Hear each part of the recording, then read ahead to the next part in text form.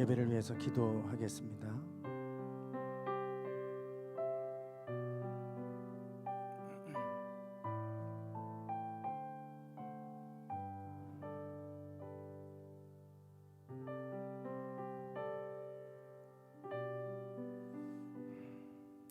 하나님, 오늘도 주의 날을 맞이하여 저희들이 하나님 앞에 거룩함으로 예배합니다.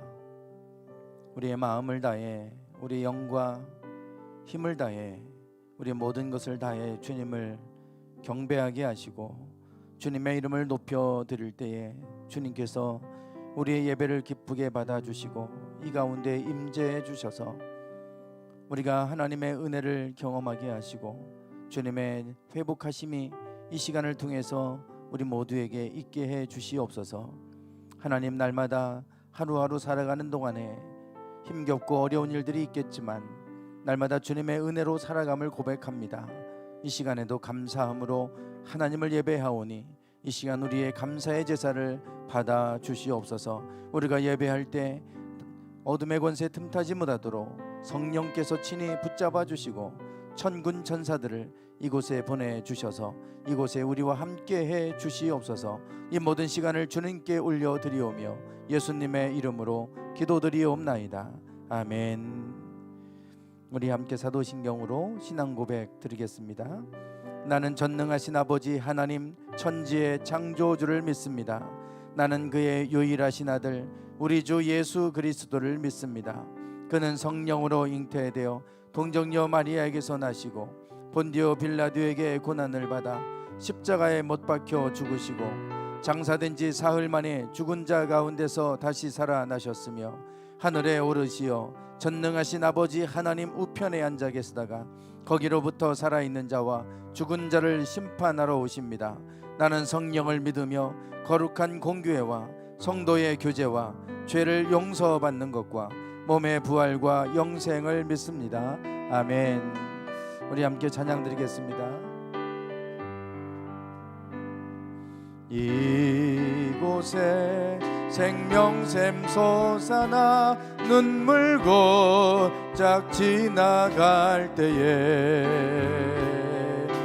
머잖아 열매 맺히고 웃음소리 넘쳐나리라. 다시 한번 이곳에 생명샘 솟아나 눈물 고짝 지나갈 때에 머잖아 열매 맺히고 웃음소리 넘쳐나리라. 꽃들도 구름도 바람도 넓은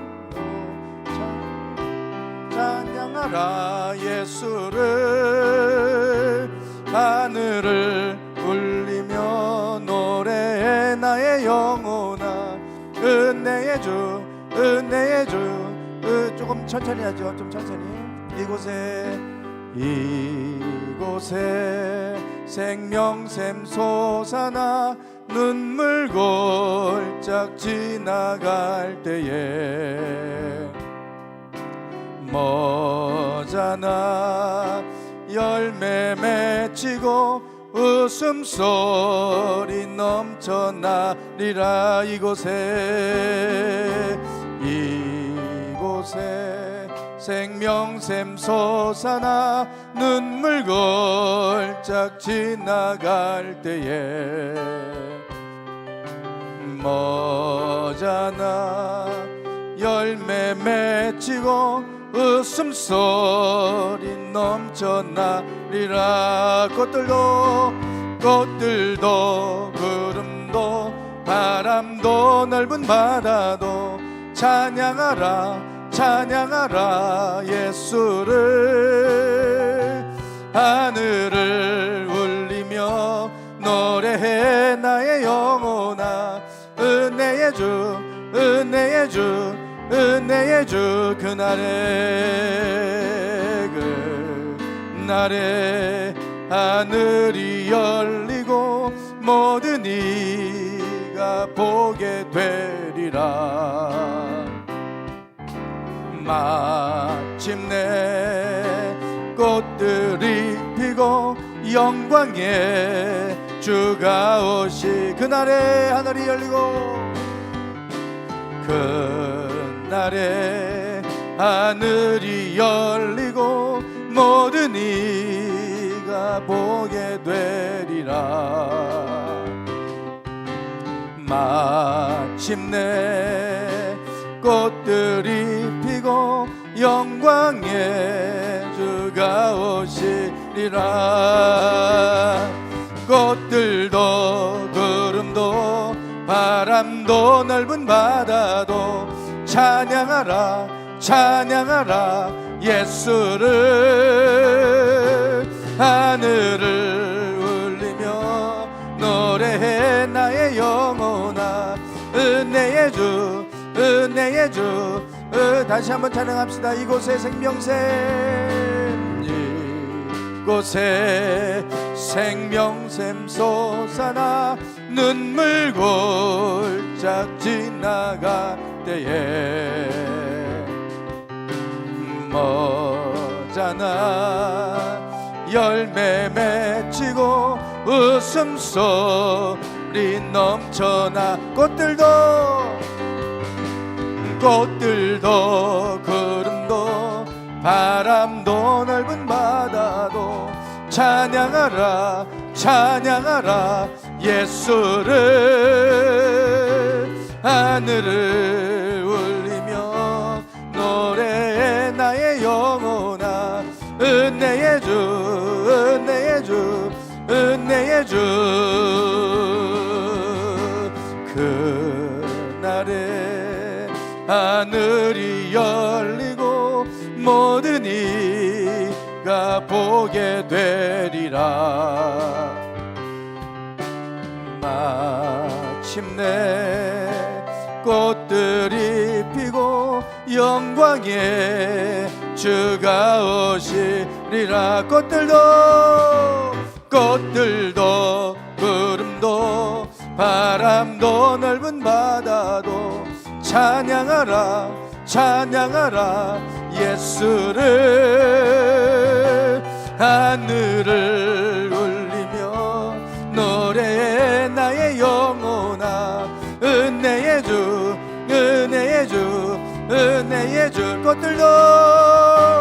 꽃들도 구름도 바람도 넓은 바다도 찬양하라 찬양하라 예수를. 하늘을 울리며 노래 나의 영혼아 은혜의 주 은혜의 주 은혜의 주. 꽃들도 구름도 바람도 넓은 바다도 찬양하라 찬양하라 예수를. 하늘을 울리며 노래해 나의 영혼아 은혜의 주 은혜의 주 은혜의 주. 꽃들도 구름도 바람도 넓은 바다도 찬양하라 찬양하라 예수를. 하늘을 울리며 노래해 나의 영혼아 은혜의 주 은혜의 주 은혜의 주. 내 눈 주의 영광을 보내. 우리 가운데 계신 주님 그 빛난 영광 온 하늘 덮고 그 찬송 온 땅 가득해. 내 눈 주의 영광을 보내. 찬송 가운데 서신 주님 주님의 얼굴 온 세상 향하네. 권능의 팔을 드셨네. 주의 영광 이곳에 가득해. 우린 선의 주님과 함께 찬양하며 우리는 전진나리. 모든 열방 주 볼 때까지 내 눈 주의 영광을 보내. 내 눈 주의 영광을 보내. 우리 가운데 계신 주님 그 빛난 영광 온 하늘 덮고 그 찬송 온 땅 가득해. 내 눈 주의 영광을 보내. 찬송 가운데 서신 주님 주님의 얼굴을 온 세상 향하네. 권능의 팔을 드셨네. 주의 영광 이곳에 가득해. 우린 선의 주님과 함께 찬양하며 우리는 전진나리. 모든 영광 주 볼 때 주의 영광 이곳에 주의 영광 이곳에 가득해. 우린 선의 주님과 함께 찬양하며 우리는 전진나리. 모든 영광 주 볼 때 주의 영광 이곳에 주의 영광 이곳에 가득해. 오 주님 이곳을 주님의 영광으로 이곳을 주님의 영광으로 채워주시옵소서. 하나님 우리가 주님을 찬양합니다. 우리가 주님을 경배합니다. 하나님 우리가 찬양할 때 어둠의 권세는 떠나가게 하여 주시고 오직 성령의 빛으로 이 시간 임하여 주셔서 우리를 조명하시고 우리를 하나님의 어둠을 몰아내주시고 주의 영광 가운데 나가게 하소서. 우리가 잠잠하여 기도하겠습니다. 아버지 하나님 감사합니다. 오 주님 아버지 오 주님 아버지여 아버지 하나님 아버지 오 주님 오 주여 아버지 오 주여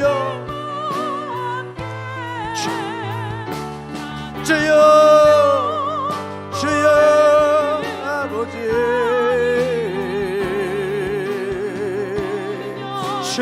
주님이시여 우리를 긍휼히 여겨주시고 우리의 한 사람 한 사람을 긍휼히 여겨주시고 주님의 은혜로 채워주시옵소서. 주님의 영광으로 덮어주소서. 어둠의 권세는 떠나가게 하소서.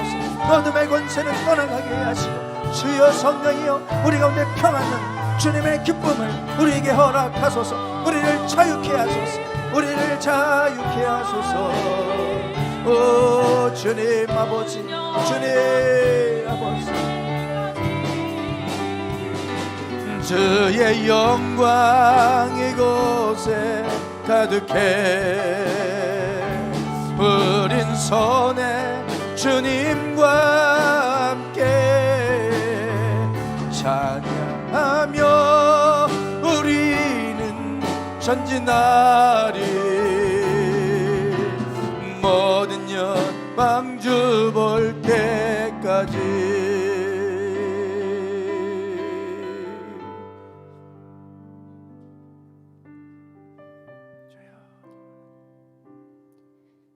나의 힘이 되신 여호와여,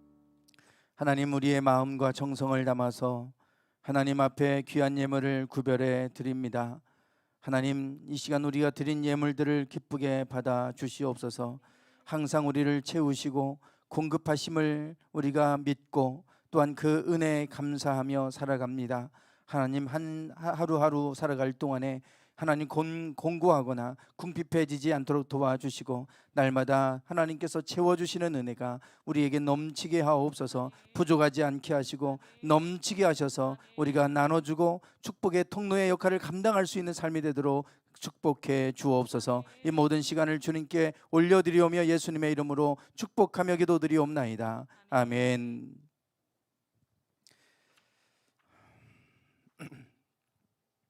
네, 교회 소식 나누겠습니다.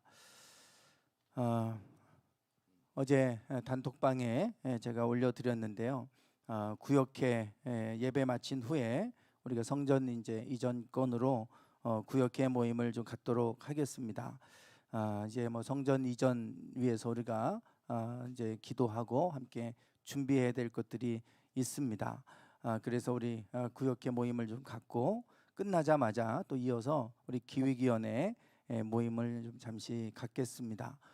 은행 대출과 관련해서도 그렇고 이제 중요한 결의 사항은 우리 기획위원회에서 결정되어지고 이제 그러기 때문에 그런 결의서에 우리 기획위원들의 서명이 또 들어가야 이것이 우리 회의가 됐다라고 하는 것이 이제 결정되는 그런 중요한 회의이기 때문에 이제 앞으로 중요한 문서를 작성할 때는 우리 기획위원들 회의를 통해서 이루어져 가게 됩니다. 그래서 우리 기획위원들 모임을 좀 갖겠고요. 그리고 지난주에 우리가 속장 모임을 좀 갖고 그런 이야기를 좀 나눴어요. 이제 우리가 성전을 위해서도 여러분들이 기도해 주시고 있으실 텐데 예배 마치고 이제 주일 예배 마치고 각 속별로 우리가 이제 각 주 뭐 한 주씩 돌아가면서 각 속별로 청소를 해 주시잖아요. 첫째 주는 뭐 사랑 희락 속 두 속이 청소를 해 주시는데 그 주간에 주일은 예배 마치고 우리가 이전할 성전에 가서 같이 기도하고 그리고 식사를 좀 하는 이제 이렇게 하기로 좀 결정을 했습니다. 그래서 우리가 물론 기도하고 계시겠지만 그 성전에 가서 땅 밟게 하는 것이 참 중요하고요. 그곳에 가서 기도하는 것이 중요하기 때문에 여러분들이 그 주간에 여러분 속에서 청소 맡는 주간에는 여러분들이 주일 예배 마치고 우리가 성전 이전할 곳에 같이 가셔서 같이 기도해 주시고 또 식사도 하면서 교제도 좀 나누시고 물론 이제 5인 이상은 안 되니까 우리가 흩어져서 이렇게 이제 식사를 해야 되겠지만 그렇게 여러분들이 기억해 주시고 우리 속자님들께서 그렇게 진행할 수 있도록 도와주시고 우리 속도원들께서도 같이 협조해 주시기 바랍니다. 그래서 한 달에 한 번이니까요. 여러분들이 시간을 좀 내셔서 한 달에 한 번 우리 성전 이전할 곳에 가셔서 함께 여러분들이 기도해 주시는 걸로 그렇게 해 주시면 감사하겠습니다. 네. 그리고 다음 주에는 우리 임원회는 뭐 구역회는 권사직분 이상하고 각 부장들이 이제 구역회 안에 들어오고 임원회는 우리 감리교회의 교리와 장정에 따르면 이제 임원회는 집사 직분 이상 직분자들을 얘기합니다. 그래서 우리 임원들 모임을 다음 주에 여러분 갖도록 하겠습니다. 단톡방에 다시 한번 공지를 제가 하겠지만 임원회 예배 끝나고 임원회를 모여서 이제 진행되는 상황들을 좀 보고도 드리고 이렇게 하겠습니다. 매번 이렇게 모여서 보고할 수는 없지만 중간중간에 한 번씩 보고는 드리도록 그렇게 하겠습니다. 여러분들도 궁금하실 것이고 어떻게 진행되는지 또 알아야 기도하실 것이기 때문에 임원회 다음 주는 그렇게 모이도록 하겠습니다. 그리고 지난번에 우리 교역자 회의가 있었는데 우리 지방에서 KF94 마스크를 교회들에게 이제 제공을 해 주셨어요. 그래서 여러분들 나가시면서 필요하신 분들은 가져가시면 되겠습니다. 뭐 5개씩 이렇게 묶어 놨는데요. 뭐 집에 있으신 여유가 있으신 분들도 계실 것이고 또 필요하신 분도 계실 텐데 상황에 맞게 가져가시면 되겠습니다. 네, 네, 이번 주 말씀 선포는 시편입니다. 시편 37편입니다. 시편 37편 4절에서 7절 말씀. 우리 말씀 선포 같이 하겠습니다. 시작. 또 여호와를 기뻐하라. 그가 내 마음의 소원을 내게 이루어 주시리로다.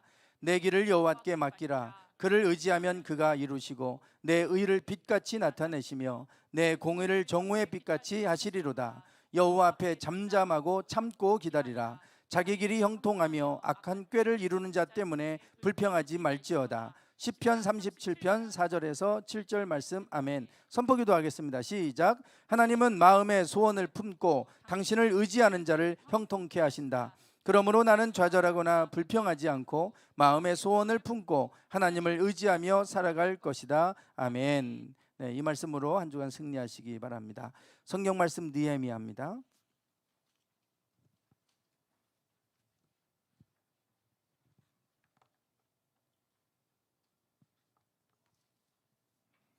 느헤미야 2장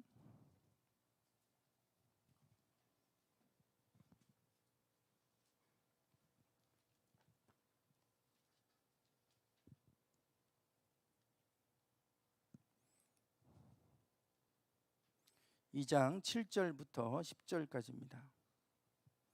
느헤미야 2장 7절부터 10절까지 교독하겠습니다. 내가 또 왕에게 아뢰되 왕이 만일 좋게 여기시거든 강 서쪽 총독들에게 내리시는 조서를 내게 주사 그들이 나를 용납하여 유다에 들어가기까지 통과하게 하시고 또 왕의 삼림 감독 아삽에게 조서를 내리사 그가 성전에 속한 영문의 문과 성곽과 내가 들어갈 집을 위하여 들보로 쓸 제목을 내게 주게 하옵소서 하매 내 하나님의 선한 손이 나를 도우심으로 왕이 허락하고 군대 장관과 마병을 보내어 나와 함께 하게 하시기로 내가 강 서쪽에 있는 총독들에게 이르러 왕의 조서를 전하였더니 호론 사람 산발랏과 종이었던 암몬 사람 도비아가 이스라엘 사람을 자손을 흥황하게 하려는 사람이 왔다 함을 듣고 심히 근심하더라. 아멘. 네, 지난주 목요일이었나요? 남양유업 우리나라 우유 업체 중에 2위라고 그래요. 2위 남양유업이 창업한 지 57년 만에 결국 창업주가 물러나고 모든 전 주식을 매각해서 결국 경영권을 사모펀드에 이제 매각했다. 뭐 이런 뉴스가 있었습니다. 57년 만에 주인이 바뀌게 된 것이죠. 그동안 뭐 대리점 갑질 파동도 있었고 또 그 뭐 3세 황하나 씨 뭐 마약 사건에 연루된 일도 있었고 또 뭐 얼마 전에는 불가리스가 지금 코로나 치료에 아주 효과가 있다. 뭐 이런 마케팅을 해서 빈축을 사고 그러다 보니까 결국은 이제 매출이 급감하고 그러다 보니까 회사가 위태로워지니까 결국은 이제 경영자 오너가 결국은 다 내려놓기로 결정을 한 것 같습니다. 뭐 공교롭게도 저렇게 하자마자 또 주가가 올라갔다. 뭐 수직 상승했다. 뭐 이런 기사들이 있던데 앞으로 이제 어떻게 될 일인지 지켜봐야 되겠지만 하나의 기업을 세운다고 하는 것. 57년 동안 저렇게 우리나라 2위 우유 업체 유지 제품 유지 회사의 2위의 자리로 올라간다는 것 참 쉬운 일이 아니죠. 저렇게 한 회사를 세워간다는 건 참 어려운 일입니다. 그런데 무너뜨리는 것 참 너무 쉬워요. 한 번, 두 번 저런 일 터지고 나면 와르르 무너져 갑니다. 그거 회복하는 게 얼마나 오래 걸리겠어요. 그 이미지가 한번 손상이 되면 그거 회복하는 거 영원히 못할 수 있습니다. 한번 이미지가 그렇게 찍혀버리면 사람들에게 낙인이 되면 그 이미지를 바꾼다는 게 얼마나 어려운 일인지 몰라요. 그 참 쉬운 일이 아니죠. 세우는 사람도 있고 무너뜨리는 사람도 있습니다. 어떤 사람은 열심히 힘써서 세워가는데 어떤 사람은 또 너무 쉽게 무너뜨리는 사람들이 있어요. 우리 주변에 사람들이 다 세우는 사람들이 아닙니다.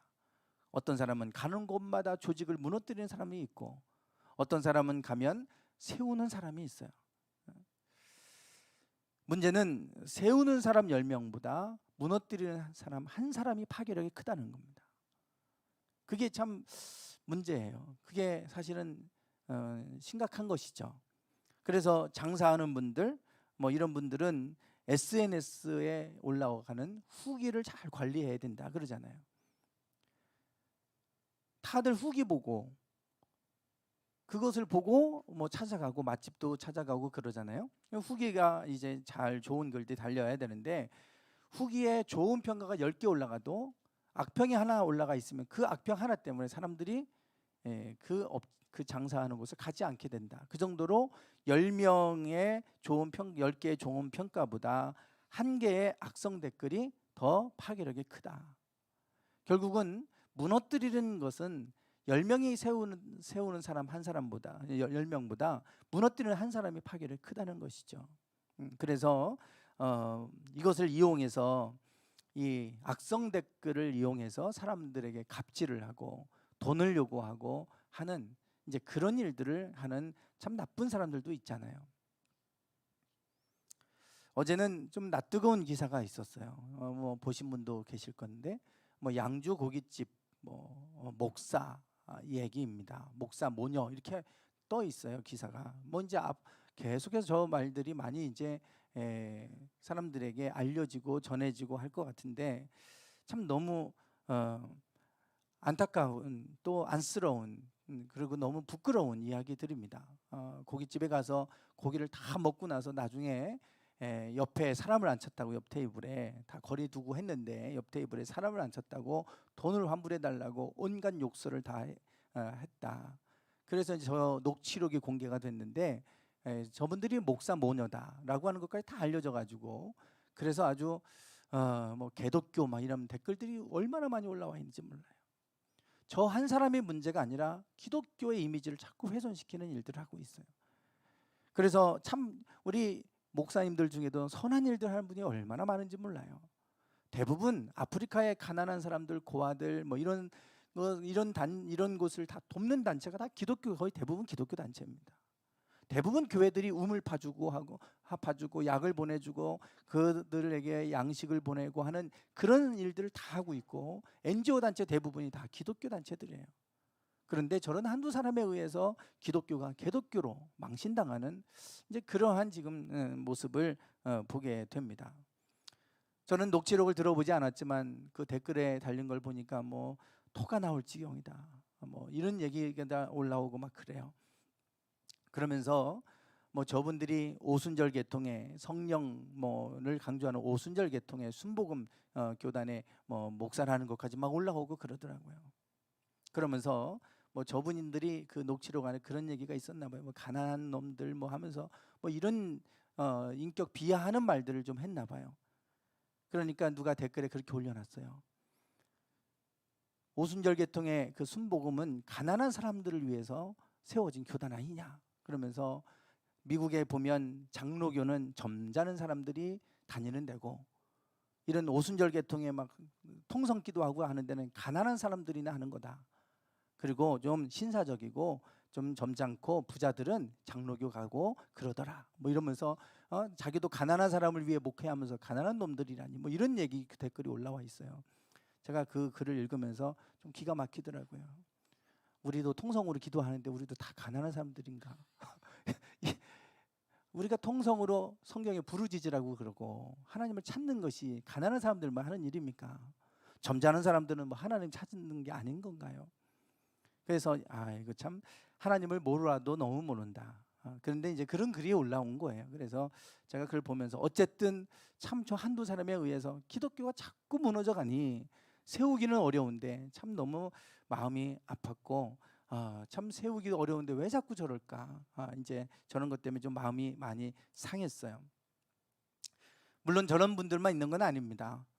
세워가기 위해서 힘쓰는 사람들이 많이 있습니다. 성경에도 흥왕하게 하는 사람들, 오늘 본문에 등장하는 이 느헤미야도 흥왕케 하려는 사람, 흥왕하게 하려는 사람이라고 그렇게 말하고 있는데, 성경에 보면 흥왕하게 하는 사람들이 있어요. 우리가 무너뜨리는 사람들이 아니고 일으켜 세울 뿐만 아니라 흥왕하게 하는 사람들이 되기 원합니다. 성경에 보면 뭐 많은 사람들이 다 일으켜 세우는 사람들이죠. 하나님은 무너진 곳을 회복하게 하기 위해서 하나님의 사람들을 세우고 그들을 통해 일하시는데 야곱 같은 경우 창세기 30장 30절에 보면 이렇게 말하고 있죠. 내가 오기 전에는 외삼촌의 소유가 적더니 번성하여 때를 이루었나이다. 내가 온 다음부터는 외삼촌의 집을 하나님이 복을 주셔서 그래서 번성하여 때를 이루고 있습니다. 그러니까 야곱은 그곳을 흥왕케 하는 사람이었어요. 빈손으로 갔지만 그가 그 외삼촌의 집에 가서 양을 맡아서 치기 시작할 때 그곳이 흥왕케 되는 일이 일어난 것이죠. 요셉은 어떻습니까? 요셉은 노예로 팔려갔는데 그 보디발의 집에 노예로 팔려갔지만 그 보디발이 요셉에게 모든 것을 주관하도록 집사로 삼았을 때부터 하나님이 그 요셉을 위하여 애굽 사람의 집에 복을 내리심으로 여호와의 복이 그의 집과 밭에 있는 모든 소유에 미쳤다. 요셉도 흥왕케 하는 사람이었어요. 보디발의 집뿐만 아니라 그 나라의 총리가 되니까 애굽 땅을 또 흥왕케 하는 자가 되지 않았습니까? 그러니까 거기서만 흥왕케 하는 사람이 아니고 그런 사람은 어디 가도 흥왕케 하는 사람들이에요. 한번 무너뜨리는 사람들은 어디 가도 무너뜨리더라고요. 어디 가도. 그러나 흥왕케 하는 사람은 어디 가도 세우게 합니다. 세우고 흥왕케 하고 하는 이런 사람들이 되는 것이죠. 오늘 우리가 무너뜨리는 사람들이 아니고 하나님 안에서 우리가 흥왕케 하는 삶이 되기를 축원합니다. 우리가 가는 곳곳마다 일어나고 살아나야 되지 않겠어요? 예, 그래서 우리가 그런 사람들이 될 때 우리가 복의 사람이 될 줄 믿습니다. 우리가 어떻게 흥왕케 하는 사람이 될 수 있을까? 저는 오늘 이 흥왕케 하려는 사람 느헤미야를 통해서 우리가 어떻게 하면 흥왕케 하는 사람이 될 수 있을까? 이 말씀을 좀 나누려고 합니다. 오늘 본문에 등장하는 느헤미야, 이 느헤미야서를 우리가 새벽에 지금 말씀을 바이블 타임 묵상집을 따라서 그 순서대로 쭉 말씀을 나누고 있는데 지난 주 중에 느헤미야에 대해서 말씀을 나눴어요. 에스라, 느헤미야 말씀을 나눴는데 이 느헤미야서를 통해서 저도 새벽에 말씀을 나누고 묵상하고 한 것을 나누고 하면서 저도 큰 도전이 되더라고요. 그래서 오늘 그 말씀을 좀 같이 나누려고 합니다. 먼저 이 느헤미야에 대한 말씀을 나누기 전에 잠깐 역사적인 배경을 설명을 드리도록 하겠습니다. 지난번 우리가 에스라서를 통해서 역사적인 배경을 간략하게 제가 말씀을 드렸어요. 거의 동시대 사람입니다. 지금 저렇게 세 번에 걸쳐서 이스라엘 백성들이 세 번에 걸쳐서 바벨론의 포로로 끌려갔다가 예레미야 선지자가 예언한 대로 70년 만에 너희가 돌아오게 될 것이다. 그리고 실제로 돌아왔죠. 페르시아 고레스 왕이 이 바벨론을 무너뜨리고 페르시아 제국을 이루면서 그때 고레스가 가장 먼저 했던 것은 유다인들 너희들 고향 땅으로 돌아가라. 돌아가되 성전을 건축할 사람들은 올라가라. 이렇게 얘기하지 않았습니까? 그래서 그들이 올라가서 성전을 건축하게 됩니다. 이것이 이제 1차 포로 기환입니다. 기원전 538년입니다. 그리고 80년이 지나서 두 번째로 포로에서 돌아오게 되는데 아닥사스다 왕 때입니다. 기원전 458년인데요. 이때 에스라가 돌아갑니다. 에스라가 돌아가서 율법을 세우게 되죠. 율법을 가르치게 됩니다. 우리가 왜 망했을까? 왜 이 성전이 무너졌을까? 하나님의 말씀대로 살지 않았기 때문이다. 하나님의 말씀을 가르쳐야 되겠다. 그래서 에스라는 율법을 가르치기 시작했고 그때 회당이라는 게 세워졌고 그때 사람들이 비로소 유대인이라 불려지게 됐죠. 그리고 나서 아닥사스 왕 기원전 444년에 느헤미야가 세 번째로 또 돌아가게 돼요. 역시 아닥사스다 왕 때인데요. 에스라가 돌아가고 14년 후의 일입니다. 그러니까 거의 동시대 사람인 거죠. 이 느헤미야는 돌아가서 이제 성벽을 재건하게 돼요. 그때 이 느헤미야가 유다의 총독으로 예루살렘으로 가게 되는데요. 그때에 이 성벽 재건을 방해했던 사람들이 있어요. 대표적으로 호른 사람 산발락과 그 종 암몬 사람 도비야. 이 사람들이 이제 대표적인데 이 사람들이 이 느헤미야가 온다고 하는 소식을 듣고 뭐라고 고백하냐면 이스라엘 자손을 흥왕하게 하려는 사람이 왔다. 그리고 심히 근심했다. 이렇게 성경은 말하고 있습니다. 그들이 이 이스라엘 자손을 흥왕하게 하는 사람이 왔다. 그러면서 이제 그들의 영향력이 끊어질까 봐 그들이 근심하고 두려워하는 이러한 모습을 보게 돼요. 이 흥왕하게 하는 사람이라고 하는 고백은 그 하나님을 모르는 이방인들이 하는 얘기예요. 그래서 이 이방인들이 이스라엘 자손을 흥왕하게 하는 사람이 왔다, 이렇게 고백을 하고 있습니다. 우리는 하나님께서 반드시 무너진 곳을 세우고 그리고 세우는 것을 넘어서서 흥왕케 하시는 하나님이신데요, 이 과정을 좀 우리가 볼 필요가 있어요. 이 과정, 제가 1차, 2차, 3차 보여드렸잖아요. 하나님께서 포로로 돌아가게 한 걸로 끝나지 않아요. 이게 하나의 과정이 있잖아요. 지금 이 과정을 보시면 1차 때 돌아와서 성전을 건축했고요, 2차 때 돌아와서 율법을 가르쳤어요. 그리고 난 3차 때 느헤미야가 와서 성벽을 재건하는데 흥왕케 하는 자라고 얘기하는 거예요. 즉 우리가 흥왕케 되어지는 것, 우리 하나님께서 우리를 흥왕케 할 때는 저런 과정이 있어요. 그게 뭐냐면 하나님의 성전, 예배 중심이어야 되고, 예배가 세워져야 되는 것이고, 그리고 하나님의 말씀이 세워져야 돼요. 예배는 드리는데 세상적인 생각과 세상적인 방식으로 살아가면 바뀔 게 없잖아요. 우리의 생각이 바뀌어야 돼요. 하나님 중심으로 바뀌어야 됩니다. 하나님 말씀 중심으로 바뀌는 거예요. 가난한 사람을 구제하고 도와라 그러면 돕는 거예요. 그러면 내가 가난해질 것 같지만 아닙니다. 하나님이 더 도울 수 있도록 더 많이 채워주세요. 근데 돕지 않고 가만히 주고 있으면 그걸로 끝인 거예요. 그래서 하나님이 하시는 일들은, 우리를 흥왕케 할 때는 저것들을 먼저 세우고, 무너진 것을 세우고 나서, 그리고 나서 흥왕케 하는 자를 보내셔서 흥왕케 하시는 겁니다.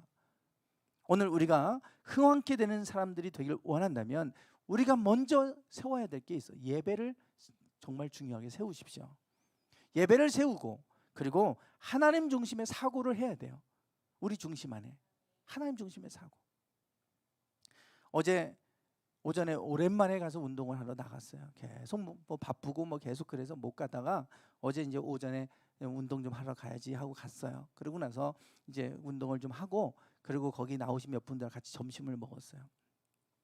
그리고 이제 거기 가까이에 점심을 먹고, 그리고 이제 그 옆에 커피숍이 있어서 이제 거기 갔는데, 거기 권사님이 운영하는 회사예요. 거기 한라공조 아파트 있잖아요. 그쪽에 이제 을미기 공원 바로 옆에 있는 거기 상가에 계신 분인데, 커피숍을 이제 거기 1층에서 조그맣게 이제 하고 있었는데, 그걸 어느 날 다 철거하고 지하로 내려가셨어요. 그러면서 지하에서 하시는데도 사람들이 지하에서 커피숍을 하는데 누가 많이 올까 그러는데도 많이 와요. 그런데 무슨 얘기를 하냐면 거기에서 자꾸 누군가가 민원을 넣어가지고, 그래서 자꾸 공무원이 나오고 뭐 소방법 가서 뭐 걸고 뭐 걸고 말고 계속 그런다는 거예요. 그런데 이제 그 동 같은 사람이 계속 민원을 넣는 거예요. 알고 봤더니 왜 그분이 자꾸 그러냐 그랬더니, 동대표 선거를 같이 나갔대요. 이 남편 되시는 장로님이신데 같이 나갔는데 이분이 80% 그분이 20% 이렇게 나오고 그러는데, 그게 기분 나빠가지고 막 계속해서 그거를 괴롭히는 거예요. 계속 괴롭히는 거예요. 그러면서 와가지고 사람들 앉아있고 그러는데 장로가 어쩌고 저쩌고, 권사라는 사람이 어쩌고 저쩌고 하면서 막 계속해서 그렇게 얘기하고 막 힘들게 하고 그러더래요. 근데 그분도 교회 다니는 장로님이라는 거예요.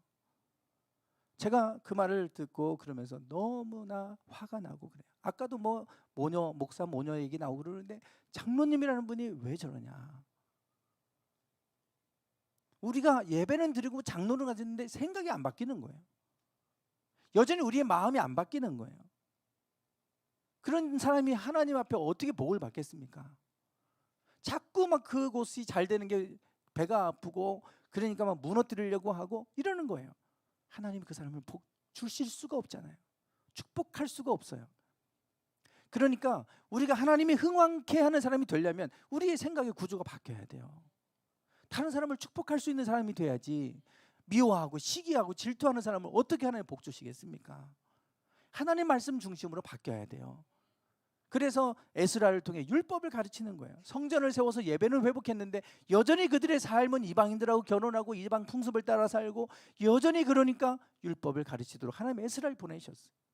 그리고 나서 느헤미야를 보내서 흥왕케 하는 일을 하시는 겁니다.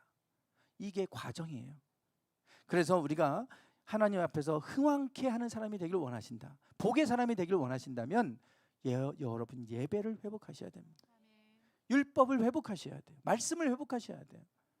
우리 생각이 말씀 중심으로 바뀌어야 됩니다. 하나님 중심으로. 그러면 반드시 하나님은 우리가 어느 곳에 가든지 흥왕케 하는 사람으로 세우실 줄 믿습니다. 그러면 이 느헤미야가 어떻게 흥왕하는 사람이 될 수 있었을까? 흥왕케 하는 사람이 될 수 있었을까? 네, 느헤미야가 성벽을 재건하는데 오래 걸리지 않았습니다. 52일 만에 성벽을 재건해요. 52일 만에. 그 재건하는 과정을 지금 쭉 느헤미야가 기록을 하고 있는데요. 먼저 저것이 가능했던 것이 시작은 이렇습니다. 1장 3절과 4절에 보면 먼저 느헤미야가 그 바벨 지금 그쪽에서 태어난 거예요. 바벨론의 포로로 끌려간 사람들, 그 땅에 남아서 살고 있는 사람들의 후손으로 태어난 겁니다. 거기서 자고 거기서 태어나서 이제 자라나서 거기에서 이제 있다가 수상궁, 왕이 머무는 수상궁에 그 관료로 들어가게 된 거예요. 그러니까 꽤나 출세한 거죠. 꽤나 출세한 거예요. 포로 출신으로 왔다가 이방인임에도 불구하고 왕이 머무는 그 궁의 신하로 들어갔으니 그러니까 출세한 것이죠. 그랬는데 자기의 동생 하나니가 예루살렘에 어느 날 갔다가 오고 나서 그곳의 상황을 얘기해 주는 거예요. 뭐라고 얘기하냐면 그들이 사로잡힘을 면하고 그 땅에 남아있는 자들, 포로로 끌려가지 않고 그 땅에 살고 있던 사람들도 있었는데 그들이 그 지방에서 큰 환난을 당하고 있다. 그 주변에 사실 그 남아서 살고 있는 사람들은 소수고 대부분은 다른 이방인들이 막 여기 들어와서 거주하고 살고 있는 거예요. 지금 이스라엘과 팔레스틴이 계속 내전하고 있는데 이스라엘이 세니까 팔레스틴이 계속 이제 여러 가지 수모를 당하는 것처럼 이스라엘이 그 당시에는 그런 수모를 당하고 있던 거죠.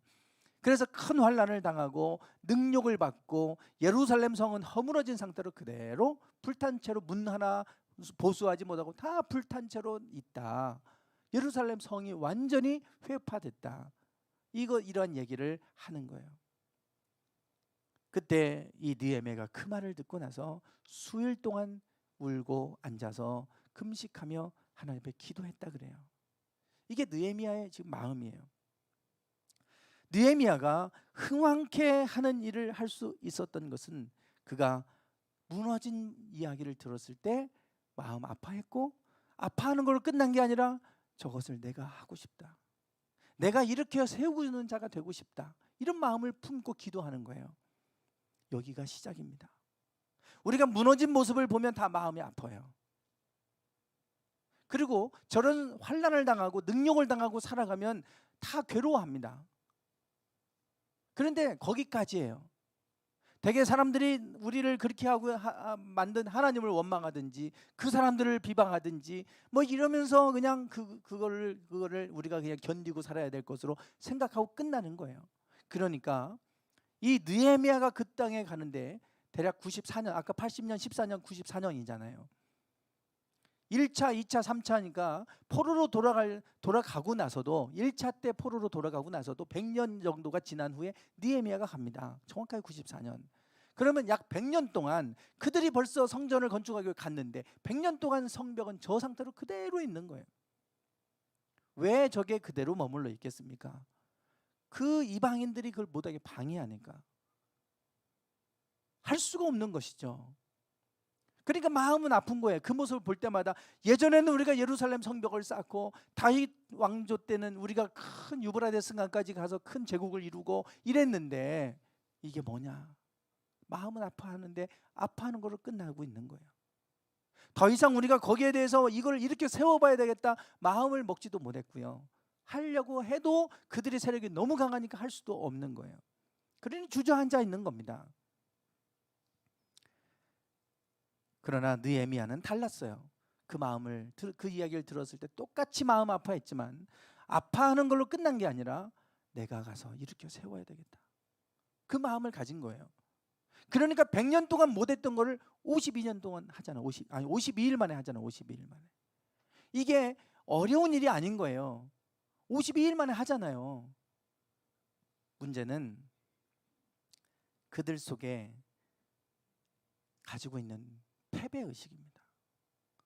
실패의식, 좌절의식인 거예요. 우리는 못해. 저 사람들 힘이 너무 강하고 방해하니까 우리는 할 수 없어. 저 상황 속에 있으면서 아파하고 괴로워하고 하면서도 우리는 할 수 없어. 패배의식, 좌절의식 여기에 빠져 있으니까 저들은 하지 못하는 겁니다. 그런데 느헤미야가 그들 이렇게 세워서 하게 하니까 52일 만에 하잖아요.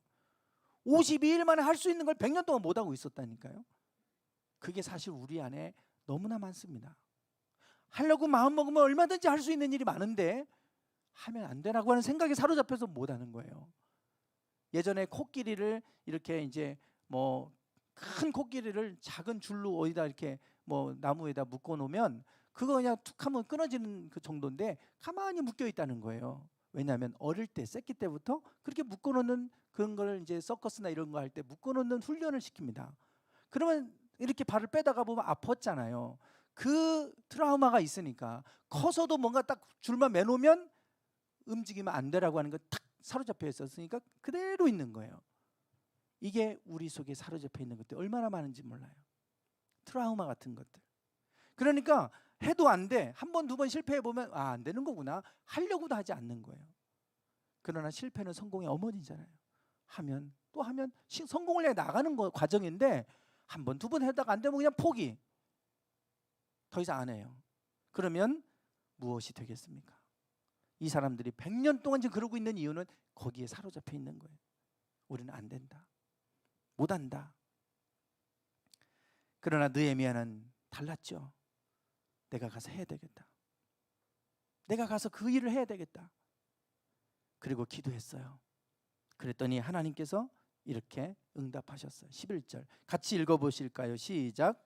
주여 구하오니 귀를 기울이사 종의 기도와 주의 이름을 경외하기를 기뻐하는 종들의 기도를 들으시고 오늘 종이 형통하여 이 사람들 앞에서 은혜를 입게 하옵소서 하였나니 그때에 내가 왕의 술 관원이 되었느니라. 아멘.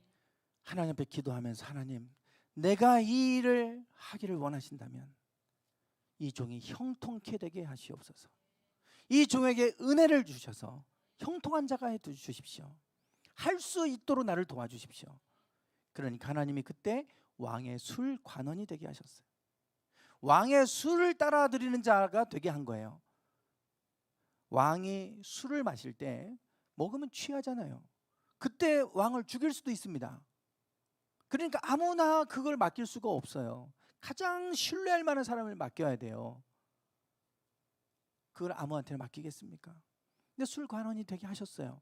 그래서 술을 따라서 드리는 자가 되면 술 먹고 싶으면 신하들하고도 먹겠지만 불러다가 같이 술도 먹어가면서 얘기도 하고 속마음도 얘기하고 그럴 거 아닙니까?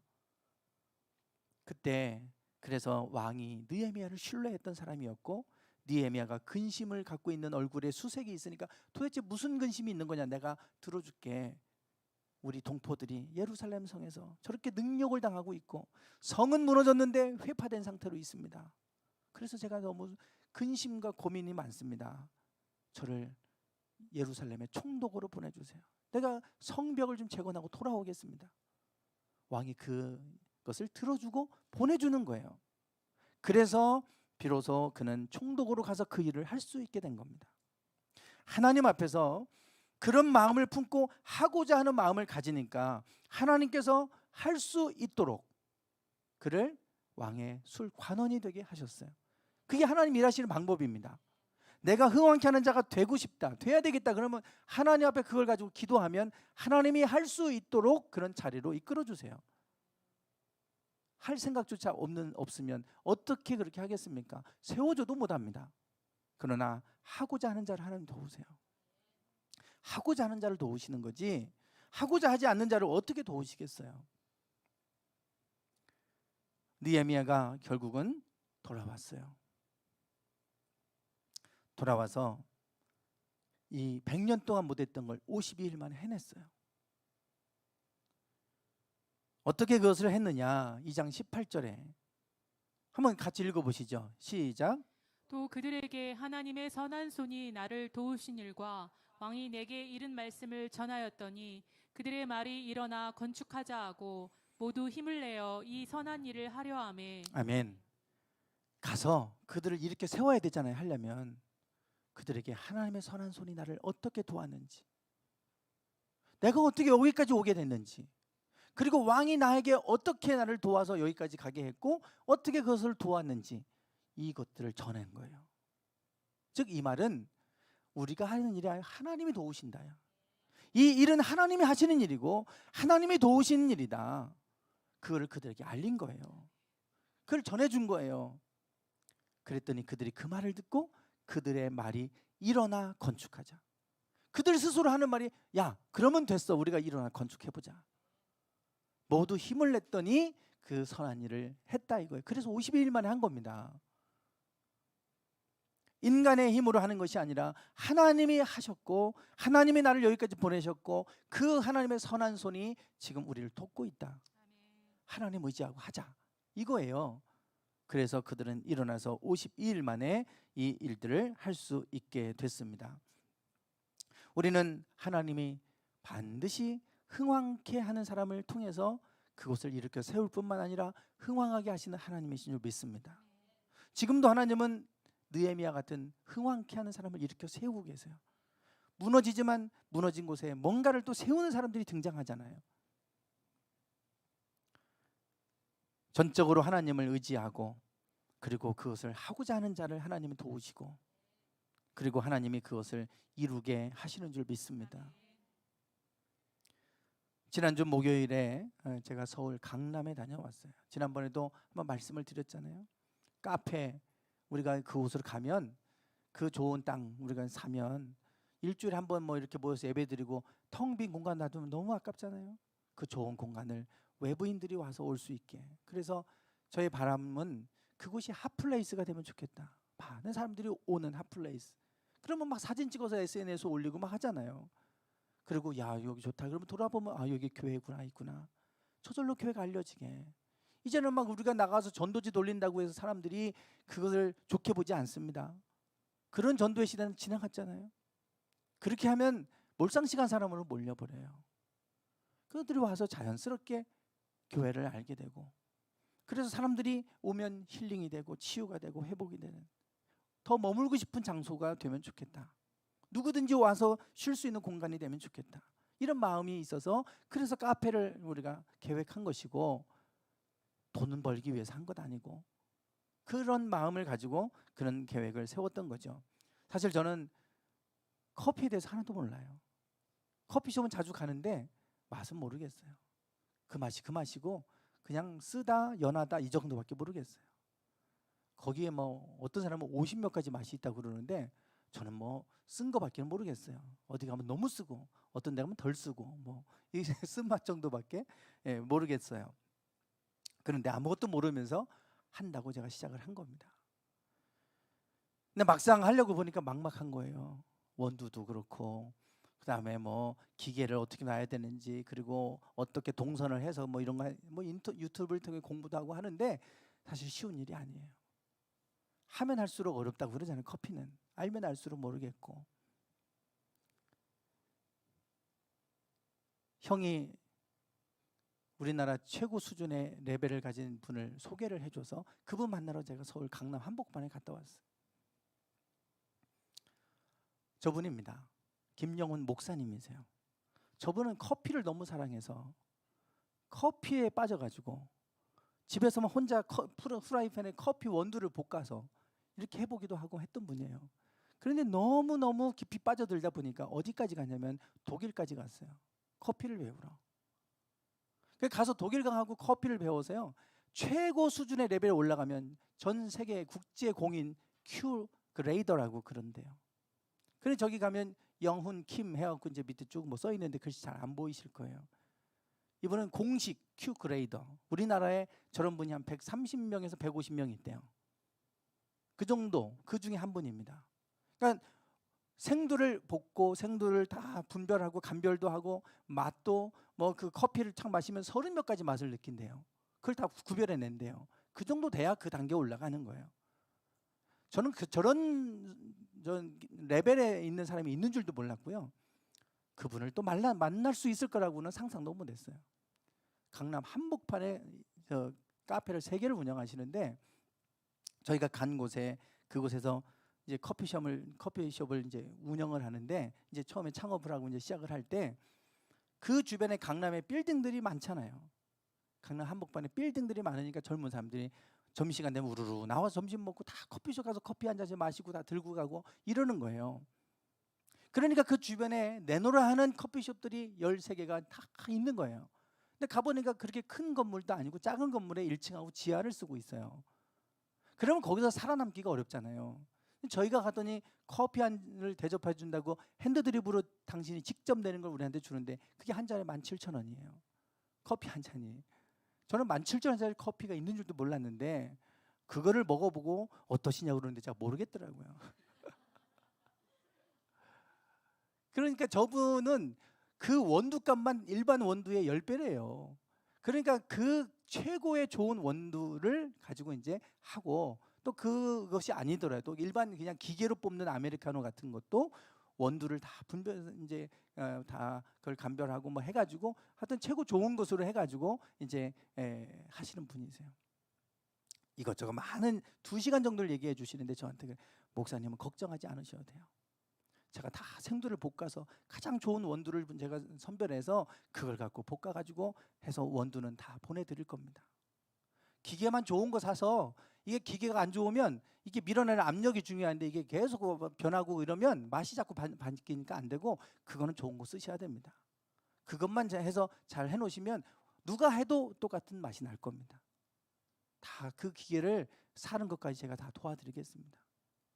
다 모든 걸 컨설팅 해드리겠습니다. 목사님은 그냥 거기에서 그거를 할 수 있는 사람 한 3명이나 4명을 서울로 올려보내면 한 주에 한 번씩 해서 한 달 동안 4주간 동안 올려보내면 다 교육시켜서 다 할 수 있게 해드리겠습니다. 그러시는 거예요. 제가 그분을 만나고 나니까 돌아올 때 얼마나 마음이 든든한지 몰라요. 이거 한다고는 했는데 이거 내가 어떡하지? 맛이 없다고 그러면 어떡하지? 그랬는데 다 해결이 됐어요. 너무 쉽게 해결이 돼서 모든 것들이 그냥 이렇게 순탄하게. 그래서 저분이 뒤에서 그래 제가 아유 이렇게 만나기 어려운 분을 제가 만날 수 있게 돼서 너무 감사하다고 했더니 다 형님 덕분이라고. 그러니까 형이 아닌 친구가 됐으니까요. 저분이 하와이에서 열방대 코나 열방대학에서 DTS를 예수전도한 DTS를 하신 분이고 형하고 같이 하면서 알게 돼가지고 그렇게 알게 된 게 벌써 거의 10년 가까이 됐을 거예요. 그런데 이제서야 제가 저분과 연결되는 거예요. 이제 그때 알게 된 그분이 하나님의 선한 손이 느헤미야를 도왔던 것처럼 하고자 하니까 하나님이 도우셔서 아닥사스다 왕을 통해 선한 손으로 술 관원장이 되게 하시고 그래서 그 일을 하도록 하나님께서 이렇게 이끌어 가셨던 것처럼 하나님의 선한 손이 도우심을 보고 있어요. 느끼고 있어요. 어떻게 인간의 방법으로 뭐 한다고 해서 되겠습니까? 하나님이 도우시면 그러면 저렇게 되는 거구나. 제가 이 일들을 보면서 그것들을 경험해요. 시편 37편 4절에서 7절 이번 주 선포 말씀인데요. 같이 다시 한번 읽어볼까요? 시작. 또 여호와를 기뻐하라. 그가 내 마음의 소원을 내게 이루어 주시리로다. 내 길을 여호와께 맡기라. 그를 의지하면 그가 이루시고 내 의를 빛같이 나타내시며 내 공의를 정오의 빛같이 하시리로다. 여호와 앞에 잠잠하고 참고 기다리라. 자기 길이 형통하며 악한 꾀를 이루는 자 때문에 불평하지 말지어다. 아멘. 네, 아까 제가 그 김영원 목사님 말씀을 드렸잖아요. 저기는 하나의 커피를 사서 드시면 한 사람에게 아프리카 사람들에게 한 달의 양식이 갈 수 있도록 원 기부를 합니다. 원 바이 원 기부. 그러니까 바이 원 하나를 사면 기부 원이 되게 그렇게 해서 사진들을 쭉 붙여놓고 했어요. 그곳을 축복의 기업으로 블레싱하는 기업으로 그렇게 운영하고 계시더라고요. 아 정말 좋다. 우리도 그렇게 하면 좋겠다. 그래서 선한 영향이 흘러가도록. 그래서 2달 만에 이미 그곳에서 자리를 잡았고 그 13개 쟁쟁하게 큰 그런 카페들이 많은데 그 조그마한 카페에서 매출 3위 안에 들어가요. 여기가. 제가 그런 걸 보면서 야 하나님의 마음을 품고 하나님의 뜻을 가지고 저런 또 일을 하시니까 하나님이 또 저곳을 축복하시는구나. 그래서 우리가 이 말씀처럼 시편 37편의 말씀처럼 뭐라고 하냐면 악한 꾀를 이루는 자 때문에 불평하지 말라는 거예요. 그들은 형통하는데 왜 하나님의 사람들은 이게 뭐야? 불평하고 원망하고 비방하고 여기로 멈추지 말라는 겁니다. 이스라엘 사람들이 그들이 예루살렘에서 조롱당할 때 그 마음 가지고 있었을 거예요. 왜 우리는 하나님의 백성인데 이렇게 살아야 되고 저들은 이방인인데 왜 저렇게 영향력이 있어서 관료들을 매수해가지고 우리를 못하게 만들고 자기들 저렇게 영향력을 끼치고 살아갈까? 불평하고 끝나지 말라는 거예요. 느헤미야처럼 마음의 소원을 가져라. 여호와를 기뻐하라. 그가 내 마음의 소원을 내게 이루어 주시리로다. 우리가 마음의 소원을 가지고 있으면 하나님은 그 소원을 이루어 주신다. 그게 비전인 거죠. 내가 현실은 할 수 없지만 내가 저걸 하고 싶다, 세우고 싶다, 흥왕하는 자가 되고 싶다, 그 마음을 품으면 하나님께서 그것을 이루어 주실 것이다. 그러면 그 길을 여호와께 맡겨라.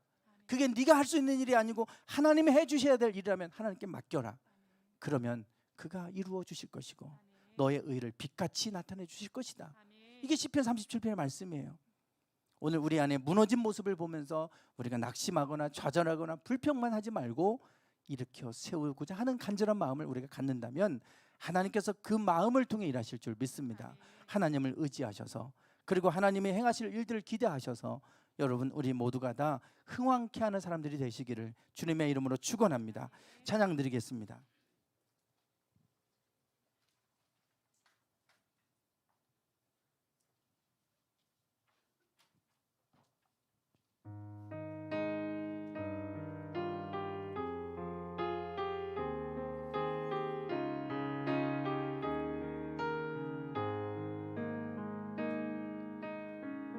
이 땅의 왕무함을 보소서. 하늘의 하나님 긍휼을 베푸시는 주여, 우리의 죄악 용서하소서. 이 땅 고쳐 주소서.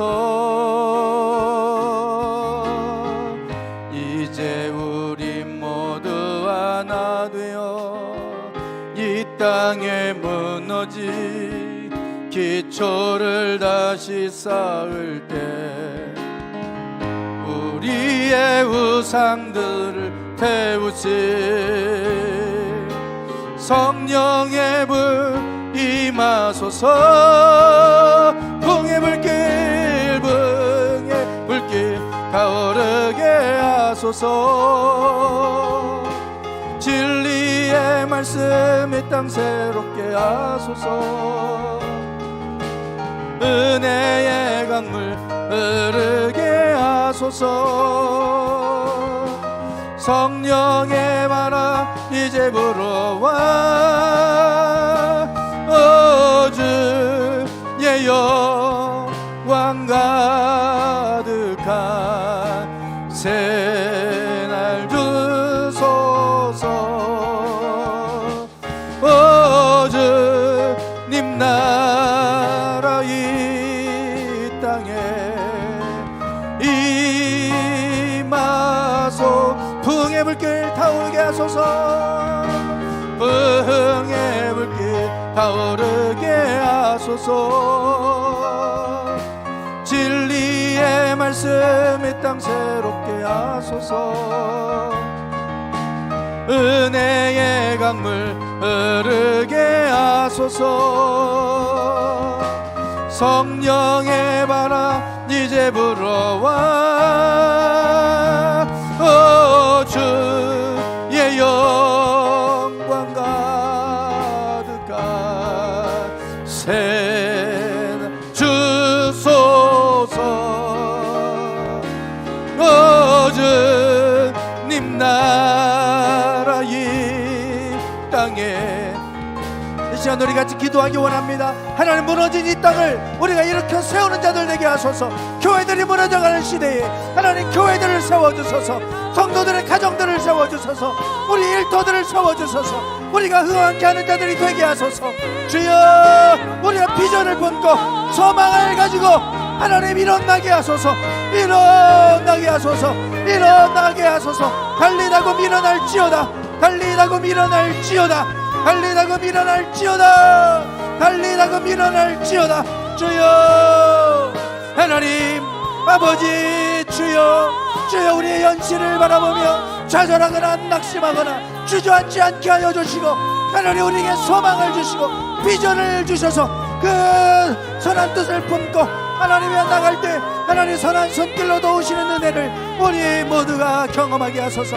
주여 주여, 흥왕케 하는 사람들, 흥왕케 하는 사람 되게 하소서. 흥왕케 하는 사람들 되게 하소서. 아버지, 아버지,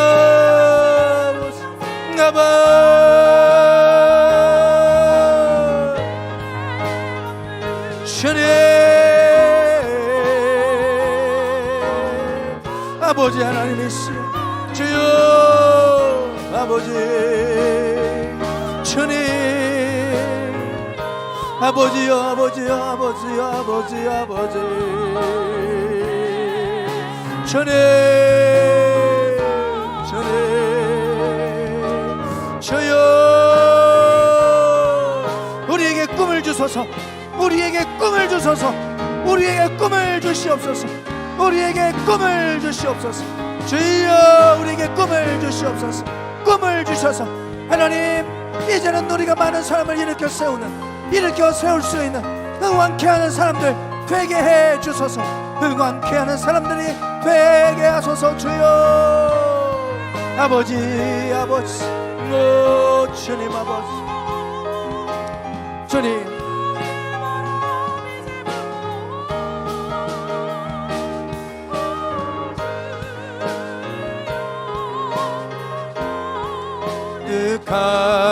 간세 날 주소서.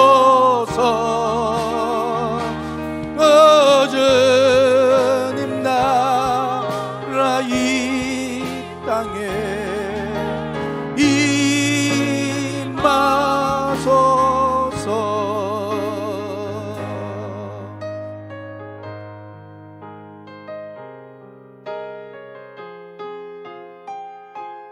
하나님, 코로나19로 인하여 모든 영역들이 무너져 있지만 하나님, 우리가 그 속에 주저앉거나 좌절하거나 낙심하지 않게 하시고, 우리가 꿈을 잃어버렸다면 꿈을 다시금 회복할 수 있게 하시옵소서. 우리에게 비전을 주시옵소서. 꿈을 주시옵소서. 느헤미야가 품었던 그 꿈을 갖게 하셔서, 그러면 하나님은 그 꿈을 이룰 수 있도록 하나님이 이끌어 가실 줄 믿습니다. 주님의 선한 손이 우리를 도우실 줄 믿습니다. 하나님, 우리가 비전의 사람들, 꿈의 사람들 되게 하소서. 요셉과 같이 꿈을 꾸고 나갈 때 하나님이 일하실 줄 믿습니다. 우리의 힘으로가 아니라 하나님의 도우심으로 우리가 그 일들을 할 수 있사오니 하나님 의지합니다. 하나님, 모든 것을 주님께 맡겨드리고 주님께 기도하며 나아갑니다. 하나님, 모든 것을 감당할 수 있도록 우리에게 모든 영역 속에서 일하여 주시옵소서. 도우시옵소서. 그래서 하나님이 하셨다고, 하나님이 이루셨다고 고백할 수 있는 우리의 삶이 되게 하옵소서. 많은 영역들, 무너져버린 영역들 속에 일으켜 세우는 자들이 되기 원합니다. 이 교회가 많은 교회들을 일으켜 세우는데 큰 역할을 감당하는 교회가 되게 하옵소서. 지금은 우리 주 예수 그리스도의 은혜와 아버지 하나님의 극진하신 사랑하심과 성령님의 감동감화 충만하심이 무너져가는 세상 속에서 다시금 그곳들을 일으켜 세우기를 원하는, 흥왕케 하려는 자가 되기를 원하는 사랑하는 모든 성도들 위해 이제부터 영원토록 함께 하시기를 간절히 축원하옵나이다. 아멘.